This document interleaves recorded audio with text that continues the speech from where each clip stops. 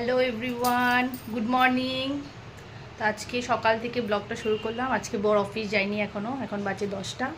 তো আজকে একবারে বললো ভাত টাত খেয়ে তারপরেই যাবে অফিসে। আর দেখো আমি পুরো ঘামে পুরো মুখ দিয়ে জল বেরোচ্ছে। তো ওর জন্য তাড়াতাড়ি করে আমি ভাত করলাম, ডাল করলাম। ভাতটা করিনি, ভাতটা ছিল ভাতটা মাইক্রো ওভেনে গরম করে নিয়েছি। ডাল করলাম, মাছ ভাজা আর পটল ভাজা। দাঁড়াও দেখাচ্ছি।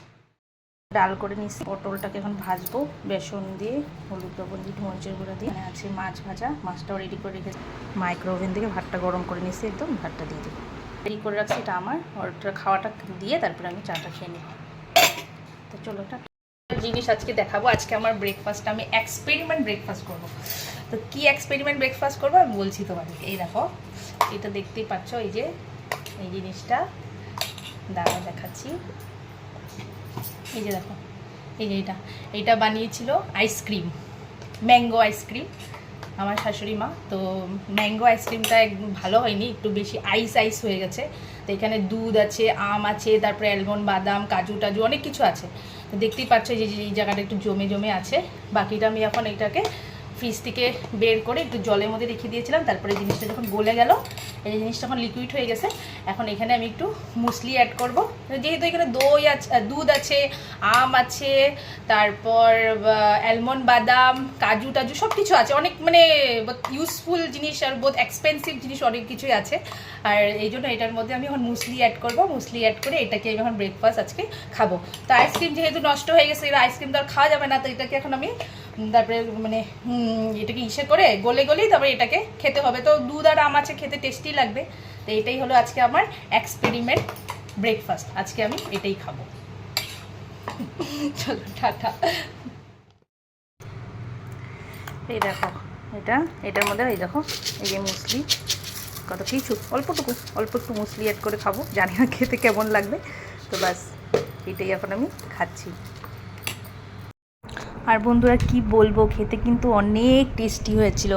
মানে আম আছে, দুধ আছে, আর সাথে মুসলিটা নিয়ে নিয়েছিলাম না, খেতে সত্যি অনেকটা ভালো হয়েছিল। দেখো, দেখতে যেমন ভালো হয়েছে, খেতেও অনেকটাই ভালো হয়েছিল। তারপর স্নান করে পুজো সেরে রান্না করতে চলে আসলাম। আজকে দুটো গ্যাস একসাথে বসিয়ে দিচ্ছি, মানে দুটো রান্না একসাথে করব। একটা কচু দিয়ে আলু দিয়ে মাছের ঝোল করব, আর একটা মাছের মাথা দিয়ে পুঁই চচ্চড়ি করব। তো এই যে দেখো, আলু, কচু আর টমেটো তেলের মধ্যে জিরা সম্বার দিয়ে সবগুলো একসাথে দিয়ে দিলাম। তারপরে এখানে নুন আর হলুদ দিব, দিয়ে একটু নাড়াচাড়া করব। আর এইদিকে দেখো সব সবজি কাটা হয়ে গেছে। এখানে পুঁই চচ্চড়ি আছে, মিষ্টি কুমড়ো, আলু, তারপর কচু, শাশুড়ি মা সব সবজি কেটে রেখেছে। তারপরে মাছটাও ভেজে রেখেছি। তারপরে এখন পুঁই চচ্চড়িটাও পাশের কড়াইতে বসিয়ে দেবো। দুইটা রান্না একসাথে করব। বর তো খেয়ে চলে গেছে, এখন আমরা তিনজন খাবো। তো ওই জন্য আজকে দুইটা আইটেমই করবো। আর ডাল তো সকালে করেছি। তো তেলের মধ্যে পাঁচফোড়ন আর শুকনো লঙ্কা সম্বার দিয়ে পুঁই চচ্চড়িটা দিয়ে দিলাম, সব সবজিগুলো দিয়ে দিলাম। আর সবজিগুলোর সাথে সাথে আমি এক এক করে কিছু গুঁড়ো মশলাও দিয়ে দিব, যেরকম জিরে গুঁড়ো, ধনে গুঁড়ো, হলুদ, নুন। তো এইগুলো সব একসাথে দিয়ে তারপরে আমি সব নাড়াচাড়া করে ঢাকনা দিয়ে ঢেকে দিব। আর বলো তো, এই ঢাকনাটার উপরে আমি এই কাপড়টা কেন দিয়েছি, কেন কি ঢাকনাটা একটু হোল আছে। তো হোলটা থাকাতে মানে ভিতরে সবজিগুলো ভালো করে সিদ্ধ হয় না।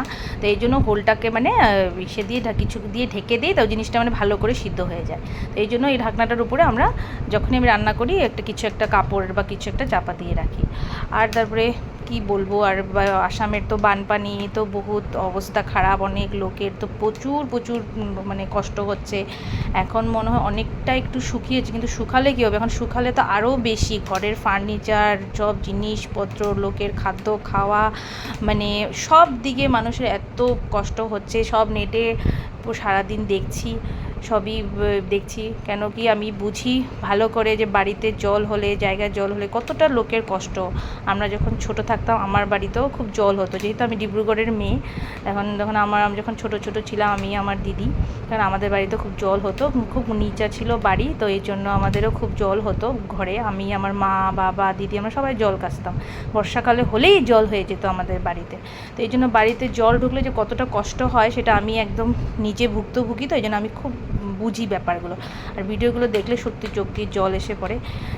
দিন রাত ঠাকুরের কাছে এটাই প্রার্থনা করি যে সবাইকে যেন ভালো রাখুক, সুস্থ রাখুক, আর খুব জলদি যেন এই বানপানির থেকে সবাই একটু মুক্তি হয়ে যাক। হ্যাঁ, আমরাও একটু দেখো সাধারণ মানুষ, আমরা খুবই সাধারণ মানুষ, তা আমরা অতটা তো হেল্প করতে পারবো না, এত লাখ লাখ লোকের প্রবলেম তো সলভ করতে পারবো না। হ্যাঁ, যতটুকু আমাদের সামর্থ্য অনুযায়ী, যতটুকু মানে বাবা বলে না, যতটুকু করতে মানে সামর্থ্য দিয়েছে ওই অনুযায়ী, মানে একদম তুচ্ছই বলবো, কিছু একটু হেল্প আমরাও একটু করেছি, যেখানে মানে একদম 101% হেল্প মানে হবে না এটা, মানে যতটুকুই করেছি, মানে যত প্রবলেম আছে লোকের সেই অনুযায়ী তো অনেকটাই মানে পারবো না, এতটা সামর্থ্য নেই, বাস যতটুকু বাবা ভোলেনাথ দিয়েছে ততটুকু হিসাবে আমরাও একটু হেল্প করলাম আসামের লোকে। যেহেতু আমি ডিব্রুগড়ের মেয়ে, তো আমার জায়গায় এতটা প্রবলেম হচ্ছে আসামের মানুষের, তো এটা তো দেখে সত্যিই বোধ খারাপ লাগবে।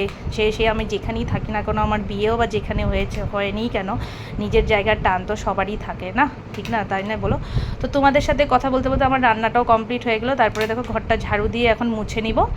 আর পুঁই চচ্চড়িটা তো দেখলেই, মাছের ঝোলটা সব মশলা টশলা সব করে তারপরে গরম জল দিয়ে মাছের ঝোলটা তো হয়ে গেছে। ঝোলের লুকসটাও খুব ভালোই আসছিলো, ঝোলটা খেতেও খুব ভালো হয়েছিল। আর এখন পুঁই চচ্চড়িটাও আমি একদম নামিয়ে দিব, বেশি একদম শুকনো করি নেই, আর একদমই জল আমি ইউজ করি না মাছের মাথা দিয়ে যখনই বানাই, ওই মানে ঢাকা দিয়ে যতটুকু সিদ্ধ হওয়ার অতটুকুই সিদ্ধ হয়ে যায়।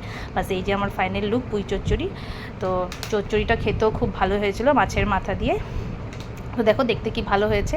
তো আজকে লাঞ্চে আমাদের এই পুঁই চচ্চড়ি আর ওই কচু দিয়ে পাতলা করে মাছের ঝোল আর ভাতই আছে। তো চলো টাটা, বাই বাই, পরে আবার ভিডিওর সাথে দেখা হবে।